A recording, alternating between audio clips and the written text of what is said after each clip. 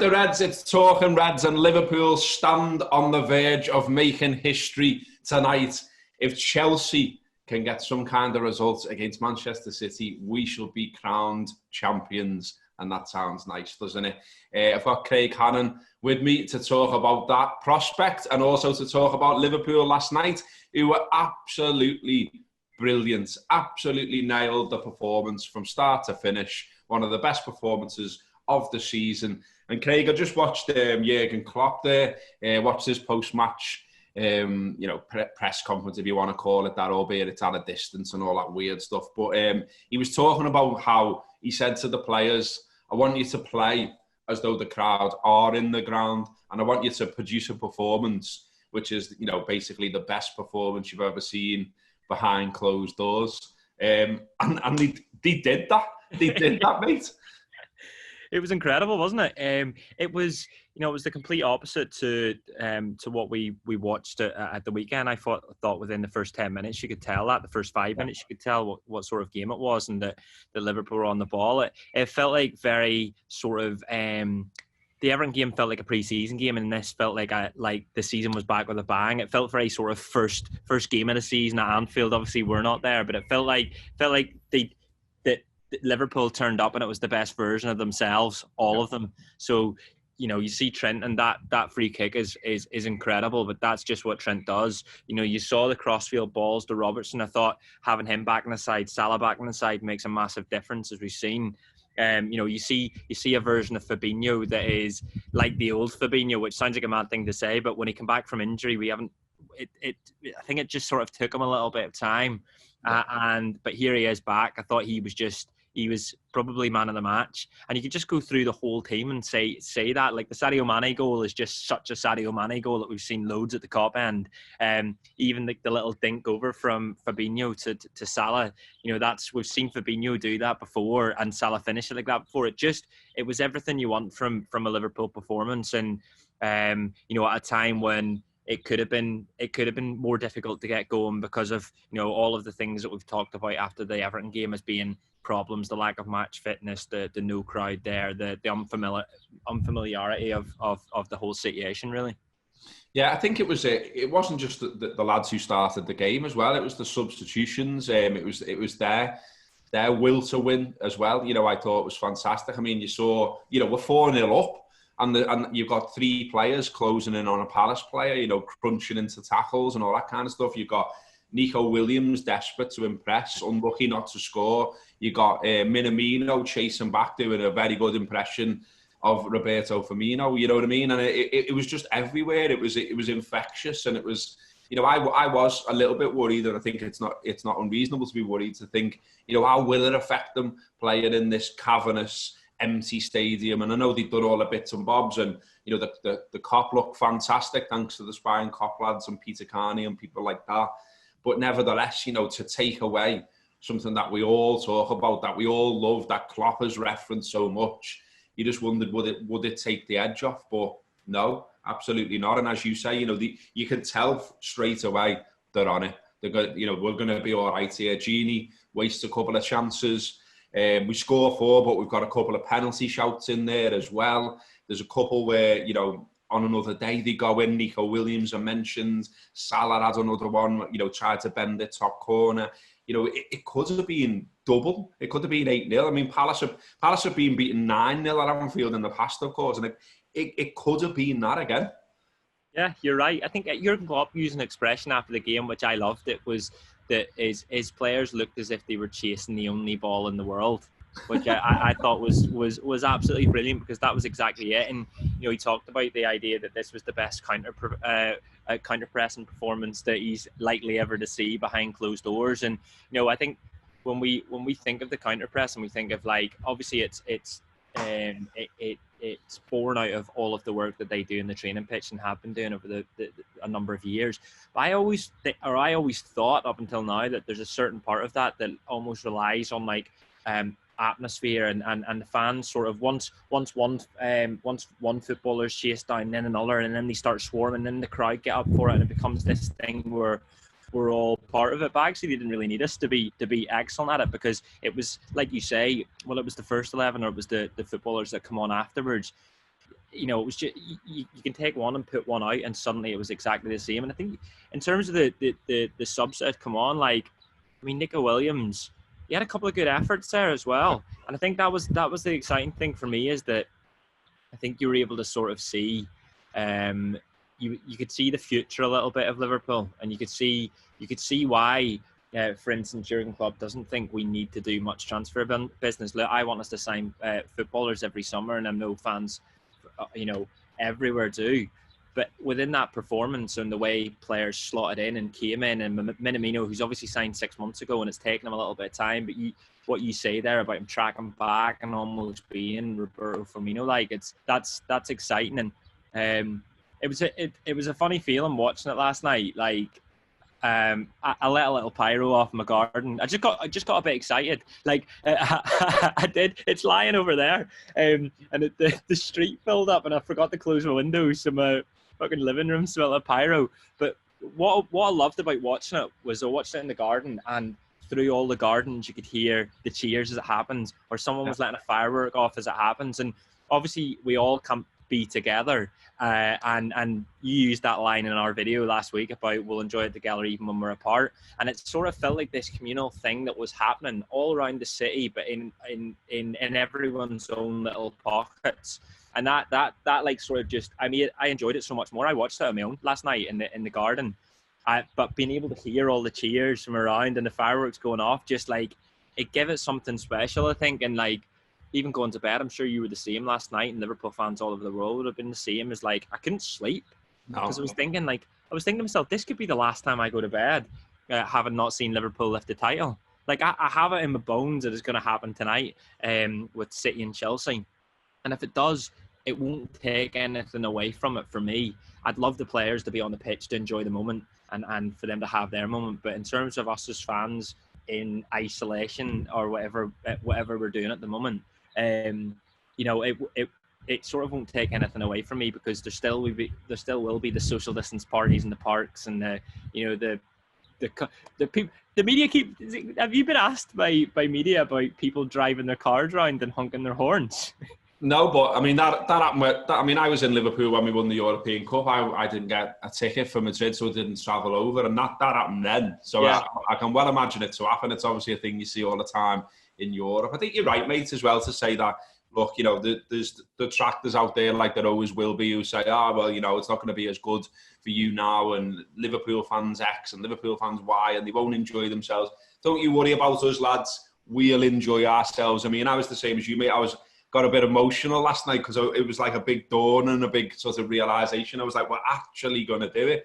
And, might have got a bit carried away on post-match points. That's what it's all about, though.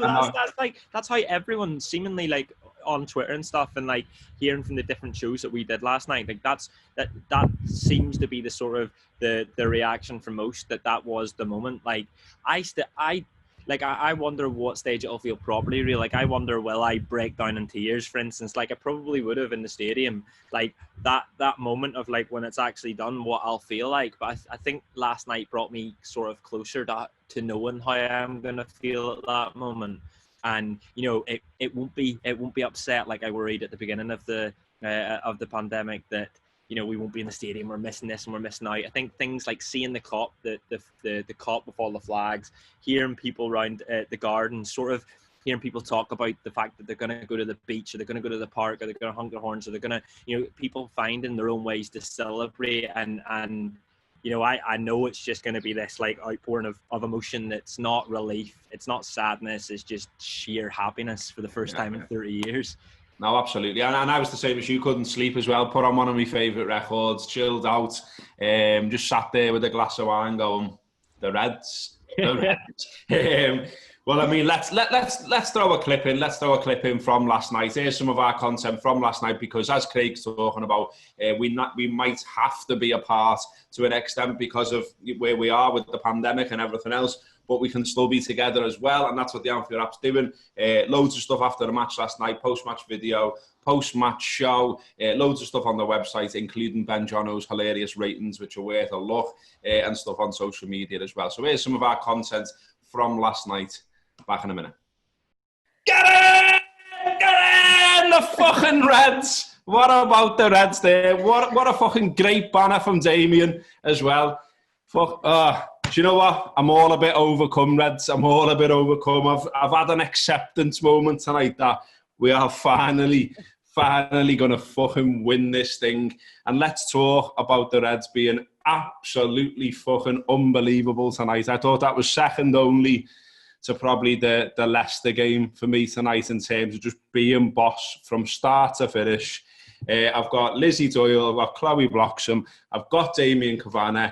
And yeah, apparently I spoke too much on the last one, so Damien, go ahead.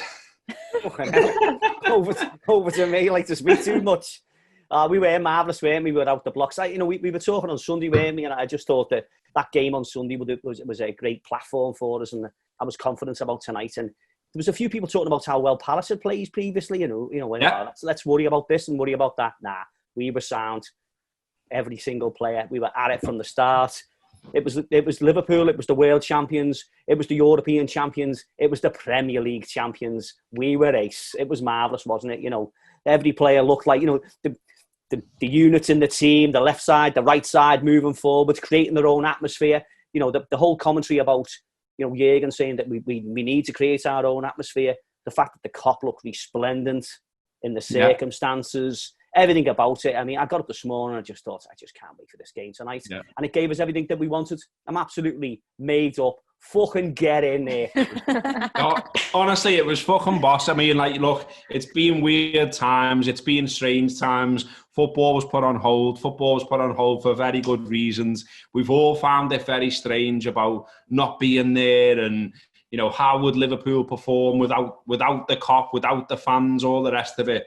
But my word, I mean, Lizzie, they were out the blocks tonight, and I haven't even, Damien will tell you that, in the walk between Anfield and Hotel Tia when we're normally doing this, I've consumed normally loads of stats and all this, and I'm like, oh, we've had X. No, I don't even need to look at them. I know we've absolutely battered them tonight. We scored 4. It could have been 5, 6, 7 or 8, and no one would have complained. I don't think they've had a shot on target. I didn't see Alisson all night. Seen Van Dijk a couple of times when he just fancied having a go. But I mean, him and Alisson could have got off and sat in the stands if they wanted, and we would have been fine. They didn't lay a glove on us, and we knocked them to the canvas 4 times, and it should have been, like I say, it should have been 8, should have been 9. Honestly, it was just unbelievable to watch, and I think that's the tonic, isn't it? That's what we've been wanting. It felt like the Everton match was a letdown, weren't it? We were so excited for the footy to come back. It's a Merseyside derby. We were expecting it to be a bit fiery or whatever, and it was a boring match, if we're all being honest, and whatever. But that tonight, they come back with a bang. All right, there's some of our stuff from last night. If you fancy having a look at that in detail, watching the full thing, download the Anfield Wrap app. Available on all platforms. You can get some free tokens and you can dive into our premium content and have a go. Get yourself ramped up. Liverpool could, of course, win the league then tonight. Man City against Chelsea. We'll all be, for the first time in our lives, supporting Chelsea, which is odd. But you know what? I'm all right with it in that, you'll remember as well, Craig, we had all these conversations about, where will we do it? When will we do it? How will we do it? And what will it all feel like? I'm all right with it now. You know what I mean? I've made me peace with it. We can't be on the ground. We know that. We've known that now for a long time. And, you mentioned before, it's perfectly legal for people to go to beaches, to parks and all the rest of it. We are in the middle of summer. It's a glorious day out there today. It will no doubt be a glorious night too. And if Man City can't get the result that is needed to push it onto the game at the Etihad and we win it, I think everyone's out there. I think we're in the park. I think we're on the beaches, and we're celebrating the Reds finally winning this thing after 30 years. I'm getting this is what I'm talking about a bit last night. I'm getting all the goosebumps now. The sort of that the feeling of it that it is coming. And I think you're right. I remember before all of this saying the worst way would be to win it when we're not playing, the way that Leicester did, and I didn't want that. And then, that even at the beginning of this, when the football started, I was saying, I wanted to be when Liverpool win, more so for the players and so on. But now that it's got to today, I woke up this morning, I'm like, today's the day.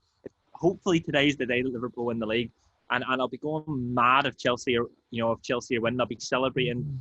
You're right. We'll be going to the parks. All of these things. It'll not take anything away from the feeling now, because I think for me, I'm just there now. I'm at that point where I'm ready for it to be. We've waited so long for, like, we've known this is going to happen. Realistically, we've known beyond the pandemic. You talk about moments through the season.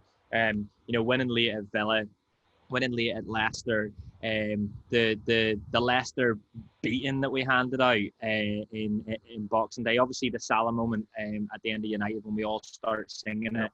We've known through all of those moments, but now that we're so close to it, I just want it to be today. And you're right, it's going to be 30 degrees here. Like this, yesterday was the hottest day I've ever felt in Liverpool, and or in the UK. Also, just it feels perfect, I think. And like I said, my only sadness for that really is that that we don't get to see the lads at 90 minutes. We might do. I mean. Yeah.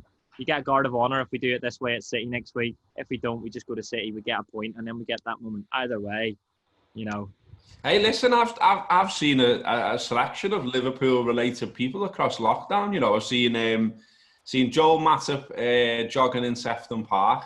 I've seen John Flanagan training in Calder Stones. I've seen Jamie Carragher on his bike. I've seen Tony Warner. Remember him?